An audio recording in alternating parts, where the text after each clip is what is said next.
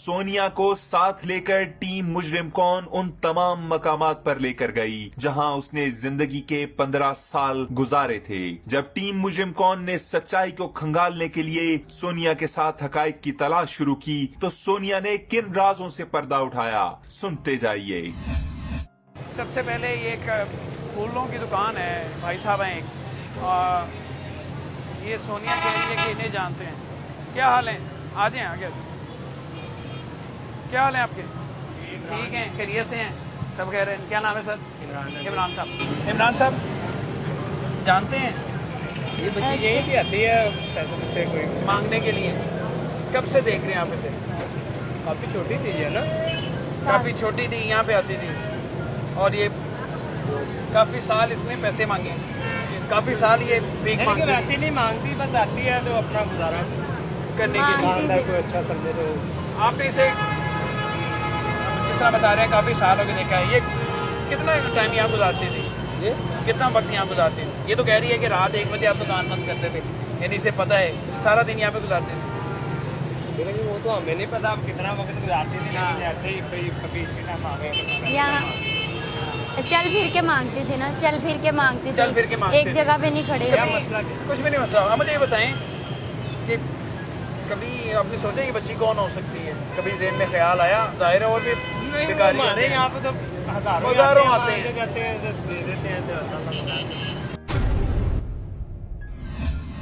یہ لوگ مدد بھی کرتے ہیں اور انکار بھی، لیکن ان کو کیا معلوم تھا کہ ننھی سونیا کا تعلق کس گھر سے ہے، وہ کیوں بھیک مانگنے پر مجبور ہے. اچھا جی، اسی بازار میں یہ ایک دکان ہے، موبائل شاپ ہے بھائی صاحب کی. اس بھائی صاحب کے بارے میں سونیا بتا رہی تھی کہ انہوں نے MRI کروائی تھی. سب سے پہلے مجھے بتائیں، آپ کو پتہ ہے اس کا نام کیا ہے؟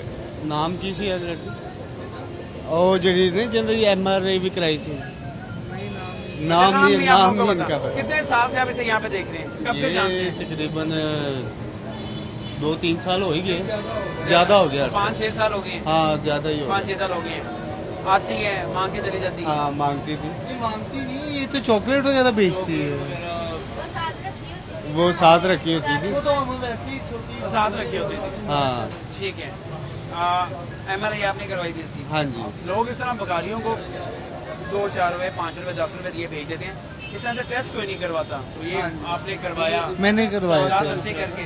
ہاں جی، ظاہر سی بات ہے، میں اس کو ایک چھوٹی بہن کی طرح ٹریٹ کرتا تھا. آتی تھی اس کو کھانا وغیرہ کے لیے، ایک مرتبہ شاید جوتا نہیں اس کو انہوں نے حال میرا دیکھا تھا تو انہوں نے میری مدد کی تھی. بہت زیادہ حالت خراب تھی میری. اچھا، اب تو ماشاءاللہ ٹھیک ہے. آپ کہہ رہے ہیں کہ چھوٹی بہن کی طرح آپ دیکھ رہے تھے، بڑی اچھی بات ہے. یہی ہمیں جذبہ چاہیے. کبھی سوچا یہ کون ہے، یہ کہاں سے آتی ہے یہ چھوٹی بہن کی زندگی؟ اس کی والدہ کو بھی میں نے بلایا تھا. میں نے کہا آپریٹ کا سارا خرچہ ہم لوگ اٹھاتے ہیں، ہاں. اس کا آپریٹ کروائیں آپ، ہم لوگ کرتے ہیں سب. لیکن انہوں نے والدہ کون ہے اس کی؟ وہ بھی مانگتی تھی؟ ہاں جی، وہ بھی مانگتے. وہی مانگتی تھی. اس کا والد کبھی نہیں نظر آیا آپ؟ نہیں، والد نے کبھی نہیں بولا. کبھی نظر نہیں آیا. اس کی چھوٹی بہن تھی. یہ اور چھوٹی بہن تھی. ہاں جی، وہ والدہ اس کی. چھوٹی بہن کون تھی؟ میری دوست تھی، ان کو لگتا تھا میری بہن ہے. چھوٹی بہن ہے. پھر اس کے بعد یہ غائب ہوگی، نہیں آئی؟ ایک دم سے غائب ہو گئی تھی یہ.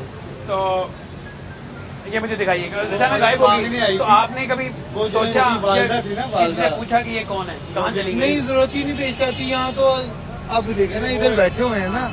اب دیکھیں آج یہ چھوٹی بہن بن کے آئی ہے، کل کو کوئی اور آ جاتے ہیں، ہم بچوں کو دیکھتے ہیں، ان کی مدد کر دیتے ہیں. یہ اسے آپ جانتے ہیں؟ اس آدمی کو نہیں اسے دیکھا. جانتے ہیں. کوئی نہیں جانتا تھا کہ سڑک کی دوسری جانب یہ شخص ان بھکاری بچوں پر نظر رکھے ہوئے ہے اور وہ ان کی ایک ایک حرکت کو نوٹ کر رہا ہے. بھیک مانگنے والے بچے جہاں کرتے گڑبڑ، وہیں ان پر شروع ہو جاتے ظلم و ستم. جب مانگے جاتی تھی تو وہاں تو لوگ تنگ تو نہیں کرتے تھے؟ یہ ساتھ ہی ہوتا تھا نا. جب ایک دفعہ ایک جگہ سے مانگ لیا، اس نے کہا نا آگے چلو. اگر میں نے اس کی بات نہیں مانی، پھر ادھر پیٹرول پمپ کے پیچھے ہوتا تھا پارک، ادھر سامنے چپیڑے مارنے لگ جاتا تھا. سب کے سامنے سب آپ کو مارتا تھا؟ جی. بھیک پر مجبور کرنے والے اس جلاد کا جو اگلا روپ ہمارے سامنے آیا وہ انتہائی گھناؤنا ہے، بلکہ اس مافیا کی اصل کہانی کچھ اور ہے. پھر ایسا کیا ہوا کہ اس نے آپ سے بھیک منگوانا بند کر دیا, آپ کو گھر میں قید کر دیا, کیوں؟ اس کی بیوی جو سی تھی اس کو شاید پتا چل گیا تھا کہ اس کی نیت خراب ہے, کیونکہ گھر میں مجھے انہوں نے کبھی بھی ہاتھ نہیں کس میں نیت خراب تھی؟ میری آپ امی, پہ نیت خراب تھی میری امی کو لگ اس رہا شخص کی جو خود کو باپ کہتا تھا. تب اپنی بیوی کو اس نے کہا کہ یہ بڑی ہو گئی ہے, اس کی شادی کر لو, اب تو تمہارے بڑی بیٹی کی شادی ہو گئی ہے. اپنی میری جو سی بھابھی ہیں وہ بھی مانگنے جاتی ہیں, اس کی جگہ میری جگہ وہ مانگنے لگ گئی تھی. اسی وجہ سے کہہ رہی تھی اس کی شادی کر دو. اسی وجہ سے مجھے گھر سے لے کے آئے تھے, کہتی میں اس کی شادی کرنے لگا ہوں. اس کی اپنی سکی جو میری نانی ہے, ماسی ساس اس کی, میرے ابو کی, ان کو ادھر سے بلوا کے کہتا میں اس کی شادی کرنے لگا ہوں تو تم آ جاؤ. ان کو بھی انہوں نے, میرے ابو نے بیچا تھا نا, تب سے وہ کشمیر میں کام کرنا شروع ہو گئی تھی. ادھر سے بھاگ کے آئی تھی جہاں پہ بیچا تھا. وہاں سے سب کچھ اکٹھا کیا, جہیز کا سامان جو لوگوں سے مانگا ہوا تھا ایسے ہی جی, کہ جو آپ نے خود مانگ کے اپنے پیسوں سے بنایا تھا, وہ سب کچھ اکٹھا کر کے کہاں یہاں لے آئے؟ وہ اپنے گھر میں رکھا ہے. مجھے بس ایک پیٹی اور 2 چارپائی دی ہیں بس, اور کوئی سامان نہیں. لوگوں سے آپ کے نام پہ جہیز کا سامان اکٹھا کیا, وہ بھی اپنے استعمال میں رکھا. جی, اپنے اور گھر جب میں. آپ کو اس گھر میں اس قید میں لے کے آتا ہے تو صرف ایک چارپائی اور ایک اندر جو خالی ایک پڑی ہوئی ہے پیٹی پیٹی پڑی ہوئی ہے, صرف وہ آپ کو دی. جی,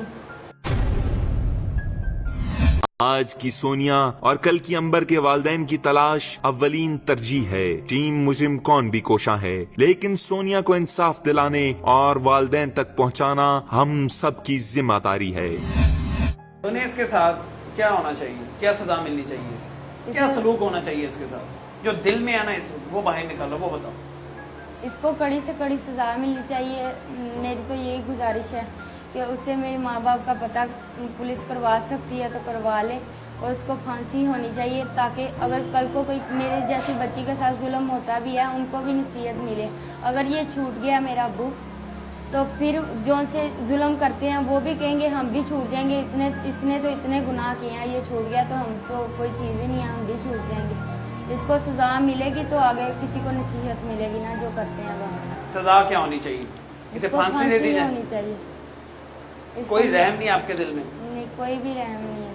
سکون میں آ جاؤ گے اس کے بعد؟ جی, اس کے بعد میں سکون میں آؤں گی. میرا تو دل کرے, مجھے اجازت ہوتی میں اس کو خود مار دیتی. میں اپنے اللہ پاک سے بھی ڈرتی تھی. میں نے اللہ پاک سے خود ہی رو رو کے دعائیں کرتی تھی, اللہ پاک آپ نے میرا انصاف کرنا ہے.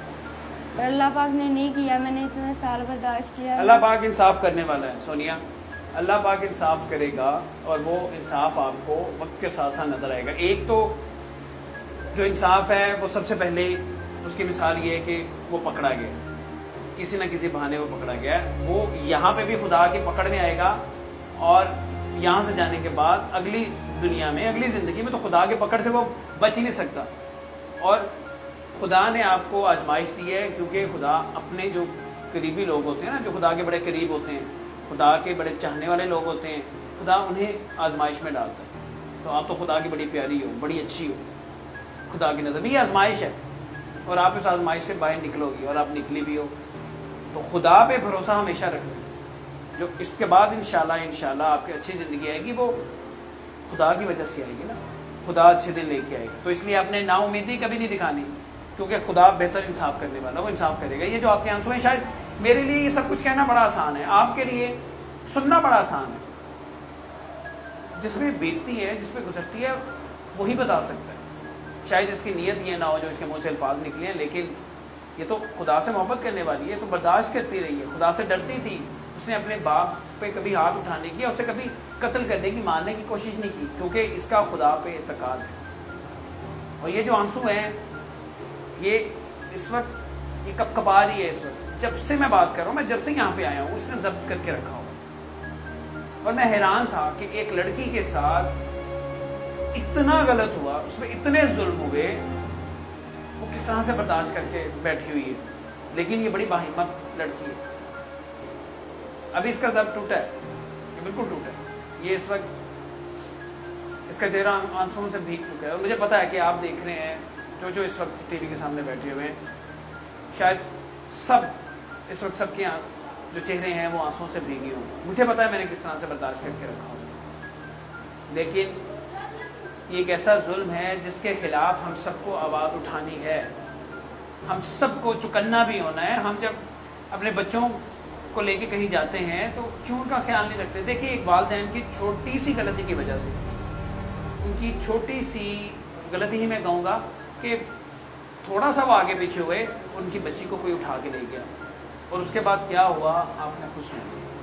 اور بچے جو لاہور میں یا کہیں سے بھی اغوا ہوتے ہیں، ان بچوں کے ساتھ کیا ہوتا ہے، اس سے پہلے ہم کہا کرتے تھے آج ہم نے آپ کو دکھا دیا۔